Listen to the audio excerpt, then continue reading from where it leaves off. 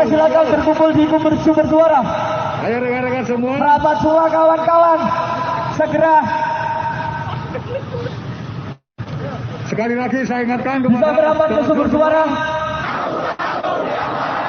Jika hanya ada satu orang yang memperjuangkan kebenaran, retorika untuk mendapatkan simpati dalam pemilihan bupati.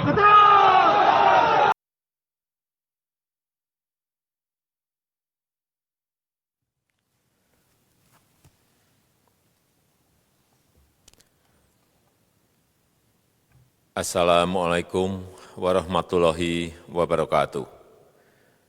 Bapak, Ibu, saudara-saudara sebangsa setanah air,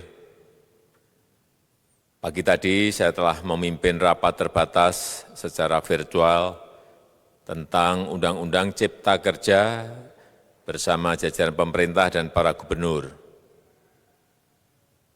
Dalam undang-undang tersebut terdapat 11 klaster yang secara umum bertujuan untuk melakukan reformasi struktural dan mempercepat transformasi ekonomi.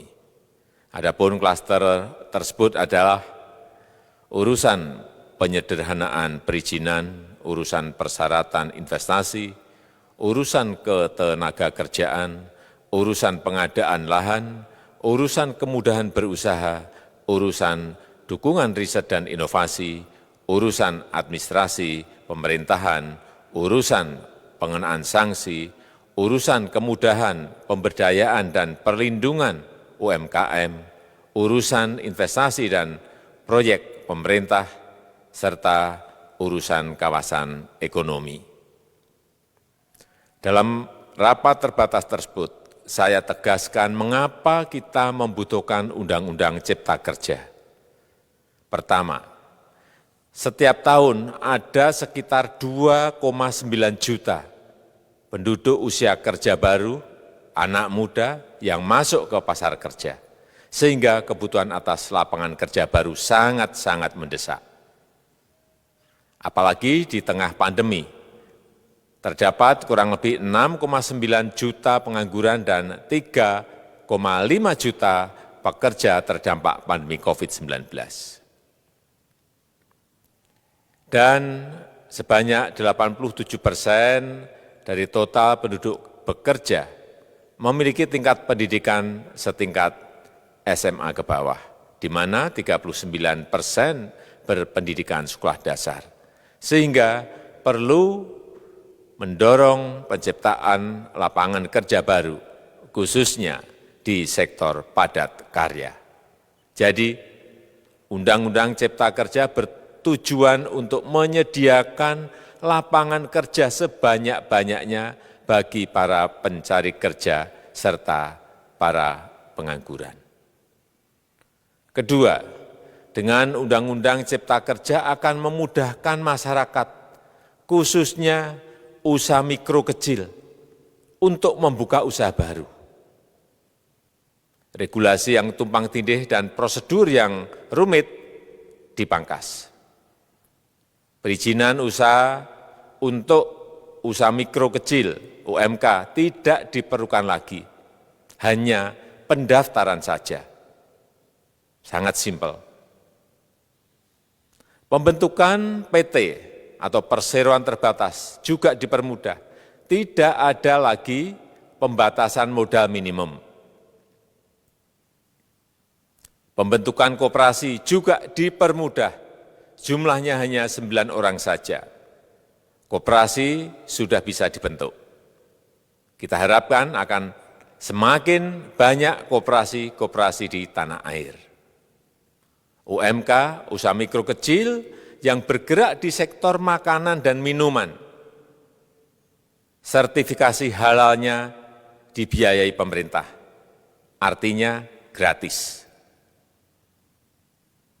Izin kapal nelayan penangkap ikan misalnya, hanya ke unit kerja Kementerian KKP saja.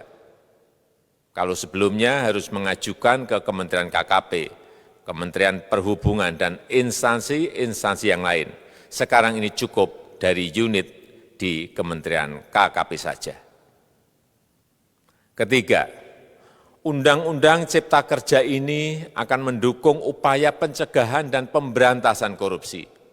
Ini jelas karena dengan menyederhanakan, dengan memotong, dengan mengintegrasikan ke dalam sistem perizinan secara elektronik, maka pungutan liar, pungli dapat dihilangkan. Namun, saya melihat adanya unjuk rasa penolakan Undang-Undang Cipta Kerja yang pada dasarnya dilatar belakangi oleh disinformasi mengenai substansi dari undang-undang ini dan hoax di media sosial. Saya ambil contoh, ada informasi yang menyebut tentang penghapusan UMP, upah minimum provinsi, UMK, upah minimum kota kabupaten, UMSP, upah minimum sektoral provinsi. Hal ini tidak benar, karena faktanya upah minimum regional, UMR, tetap ada. Ada juga yang menyebutkan bahwa upah minimum dihitung per jam. Ini juga tidak benar. Tidak ada perubahan dengan sistem yang sekarang. Upah bisa dihitung berdasarkan waktu dan berdasarkan hasil. Kemudian adanya kabar yang menyebutkan bahwa semua cuti sakit, cuti kawinan, cuti khitanan, cuti baptis, cuti kematian, cuti melahirkan, dihapuskan. Dan tidak ada kompensasinya. Saya tegaskan juga ini tidak benar. Hak cuti tetap ada dan dijamin. Kemudian apakah perusahaan bisa mem-PHK kapanpun secara sepihak? Ini juga tidak benar. Yang benar, perusahaan tidak bisa me-PHK secara sepihak. Kemudian juga pertanyaan mengenai benarkah jaminan sosial dan kesejahteraan lainnya hilang. Yang benar, jaminan sosial tetap ada. Yang juga sering diberitakan tidak benar adalah mengenai dihapusnya AMDAL, analisis mengenai dampak lingkungan. Itu juga tidak benar. AMDAL tetap ada.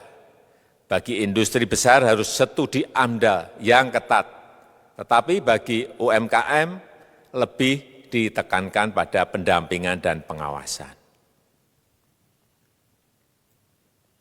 Ada juga berita mengenai Undang-Undang Cipta Kerja ini mendorong komersialisasi pendidikan. Ini juga tidak benar.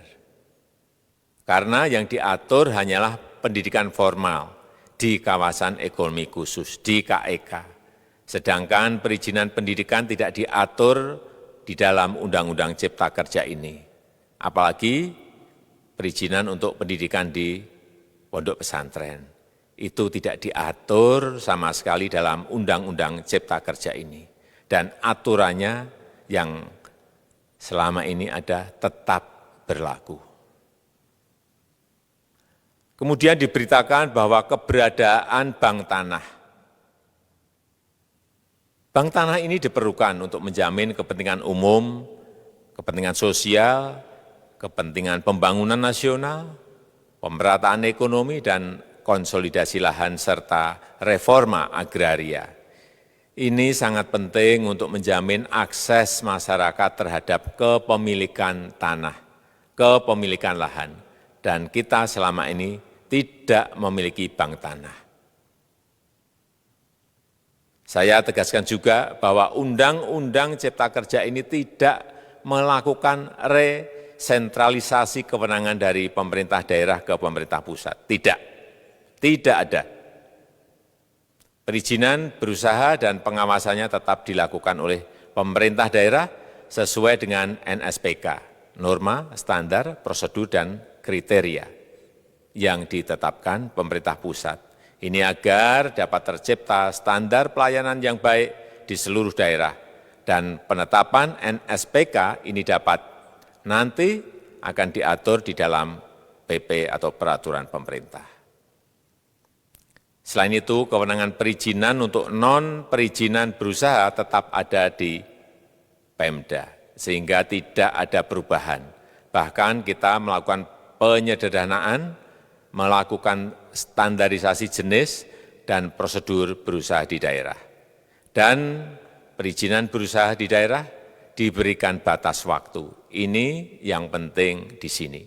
Jadi ada service level of agreement. Permohonan perizinan dianggap disetujui bila batas waktu telah terlewati.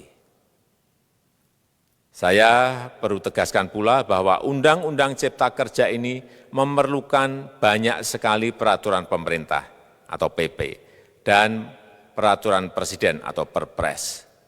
Jadi setelah ini akan muncul PP dan Perpres yang akan kita selesaikan paling lambat 3 bulan setelah diundangkan. Kita pemerintah membuka dan mengundang masukan-masukan dari masyarakat dan masih terbuka usulan-usulan dan masukan dari daerah-daerah. Pemerintah berkeyakinan melalui Undang-Undang Cipta Kerja ini jutaan pekerja dapat memperbaiki kehidupannya dan juga penghidupan bagi keluarga mereka.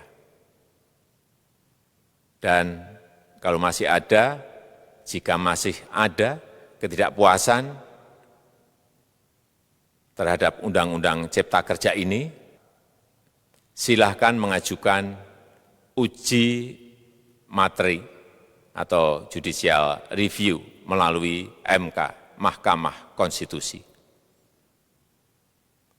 Sistem ketatanegaraan kita memang mengatakan seperti itu.